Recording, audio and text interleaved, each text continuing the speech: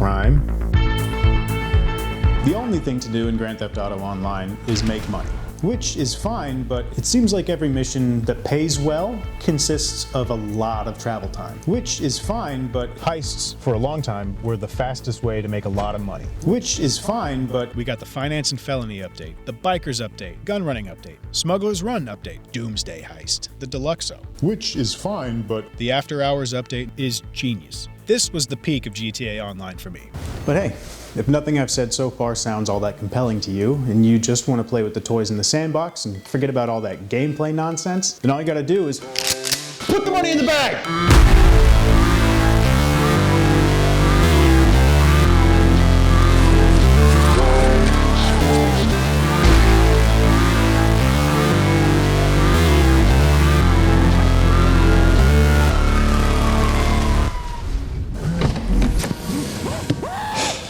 No, hey, I just want to talk, okay?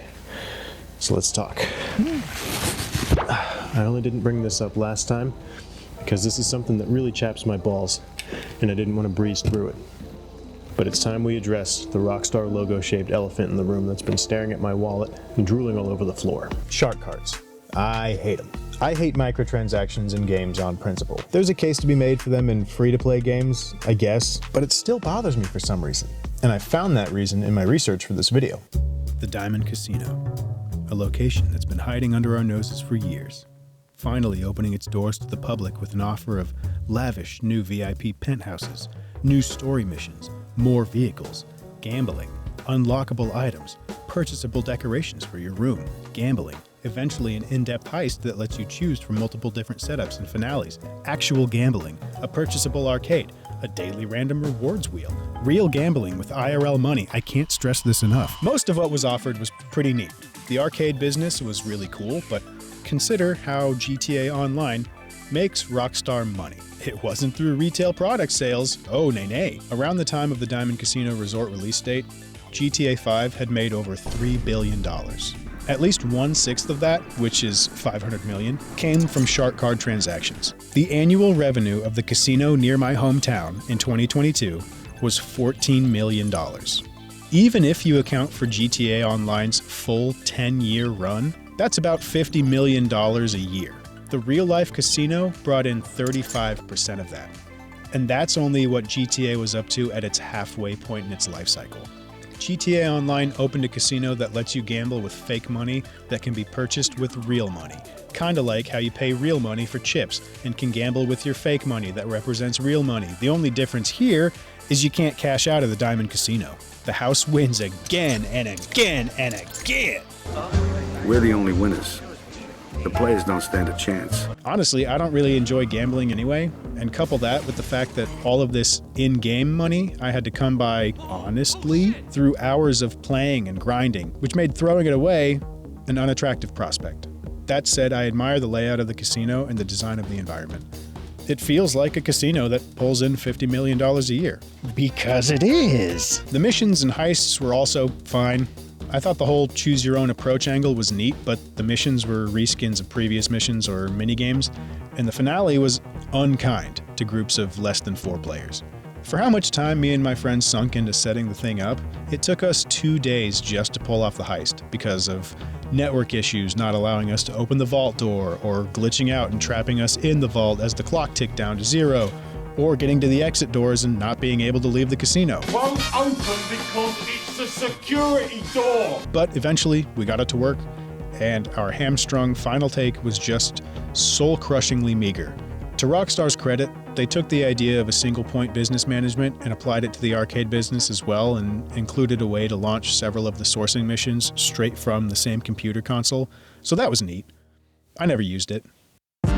I left out a lot of updates to focus on the ones I spent the most time engaging with, but I do feel like I should mention some things. Smaller updates like the early seasonal content packs and various patches are too numerous and inconsequential to have their own sections, but there was a lot of content released steadily over time. The Lowriders update added tons of awesome new customization options for vehicles, but because I mostly play solo, I never got around to doing any of the missions, which means I missed out on most of the actual content. The Arena War update was cool, in theory. In practice, it was the most egregious grind the game has to offer, even to this day, and is probably the best example of severely reduced rewards and inflated cost of progression to encourage shark card purchases that I chose not to pursue as an argument because I just really don't want to play the arena to get footage. The vehicles included were cool, and the arena modes are fun to play, but after several hours, my arena rank is still below 10 because the various race series and adversary modes and holiday updates added little things here and there. But the next main course was something I and a lot of players had been craving for a long time. December 2020. The Cayo Perico heist. Island time! Yeah, baby! Woo! Here we go. For the first time in GTA history, an entirely new map was added to a game that was 7 years old by this point and brought with it a ton of new content. A purchasable, customizable, and drivable submarine that also worked as a fast travel machine to get around the online map. Secret guns that had to be earned through exploration and purchased later at a gun store, but still, some effort had to go into finding them. This is a shotgun. A new heist that took place on an island you had to sneak around and survey different points of entry and exit. Facilities and defenses that could be sabotaged and exploited in the finale. And not only was Cayo Perico the highest paying heist, considering time investment, it was the first heist you could run entirely solo. Not having to split the earnings with anyone and being doable in under an hour from start to finish, setup included, meant you could now reliably make good money without spending every minute of your free time running your businesses or grinding heists and sell missions. Now, I know running the Cayo Perico heist over and over sounds like the same kind of grinding I complain about with the other heists, but what sets it apart in my mind is the fact that you no longer spend any of that time just waiting. No sitting around waiting for on-call players to join your session. No restarting setup missions because someone died.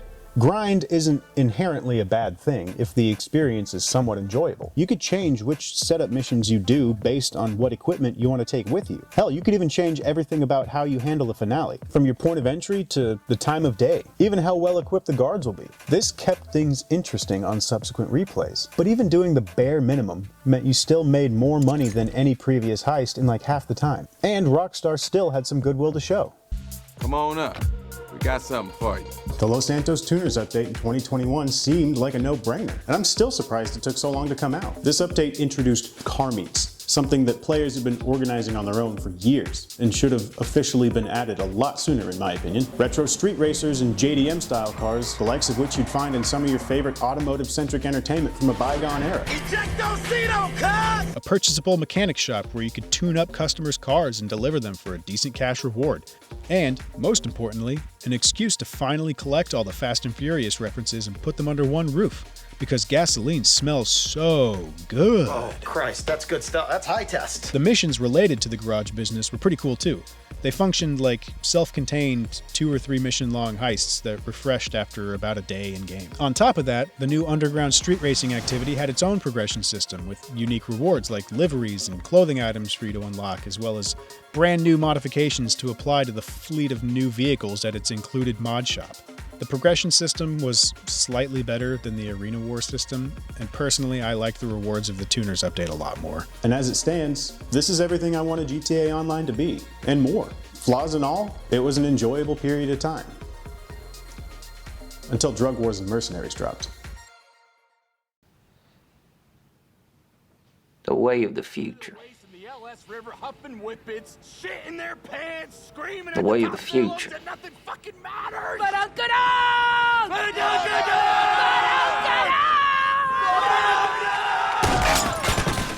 The most recent additions to GTA Online feel like more of the same, but without the good stuff. The occasional new vehicle isn't enough to make me forget about the tedious reskinned source missions for the Drug Wars update, or the redundant and pointless businesses like the Celebrity Solutions Agency and the recent Chop Shop. The story missions for the Drug Wars weren't all that fun or interesting. The new characters are obnoxious and feel outdated. Even real juggalos aren't as bad as these guys. I should know, my clan tag in Halo has been ICP for over a decade. Drug Wars somehow took a good idea like the Terabyte's mobile mission control and replaced all of the high-paying activities with fetch quests and source missions and painfully slow production times, so I never go back to it. The agency had a cool idea that increased your passive daily income after every 5 contracts you completed, but it capped out at $20,000 and it got repetitive very quickly.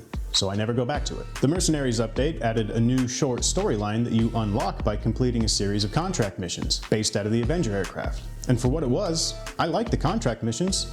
They were kind of fun. The final story mission, however, was a huge pain in the ass to do solo, and replaying the contract missions doesn't pay enough to be worth the time, so I never go back to them. Pretty much everything I've played in GTA Online since the Los Santos Tuners update has disappointed me, only serving to add more daily chores to gobble up my free time and new places I have to visit to collect my daily income that fails to justify its existence in the game.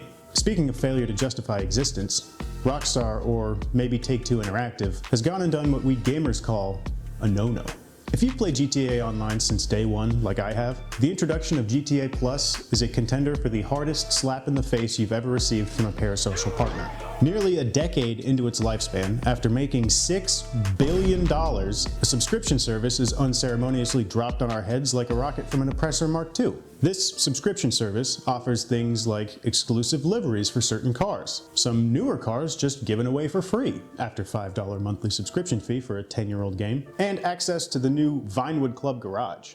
But if exclusive content in a game that you've purchased 4 times on 3 different consoles and spent 2,000 hours on is locked behind a subscription wall, at least it's not game-changing, and most of the actual original content is still accessible through good old-fashioned elbow grease and work at— what? They're what? What? What? What? What? What? Oh, fuck me, that's right. GTA Plus removed roughly 180 cars from the in-game store and locked them behind a GTA Plus subscription. Most racing games don't even have 180 cars. And GTA Online removed that many with some to spare, so they could increase the chances that players would cave and buy GTA Plus, effectively making the game a live service, or MMO like World of Warcraft. Because Blizzard, those guys are industry role models these days, right guys? Fellas? I haven't played much of GTA Online since the launch of GTA Plus, which actually kind of sucks. I really enjoyed GTA Online, but Rockstar, of all the developers, with their apparent care for their products and attention to detail and palpable passion with which they make video games, to see them pull a stunt like this late in a game's life, after making out like bandits already, it just reeks of predacious intent. It's following suit with trends across the industry at large, and Rockstar have a legacy of creating industry trends, revolutionizing the art of interactive storytelling, not preying on their own player base. I can't find an exact report, but based on when GTA Plus released on March 29th, 2022, and Rockstar's recent daily earnings as of December 2023, which is about $25 million every 10 days, or $15,000 every 10 minutes. That means of the 588 days since its release as of time of writing, it's made $1.47 billion since last March. And in that time, sold 20 million new copies. I think by this time next year, that number is going to be much bigger.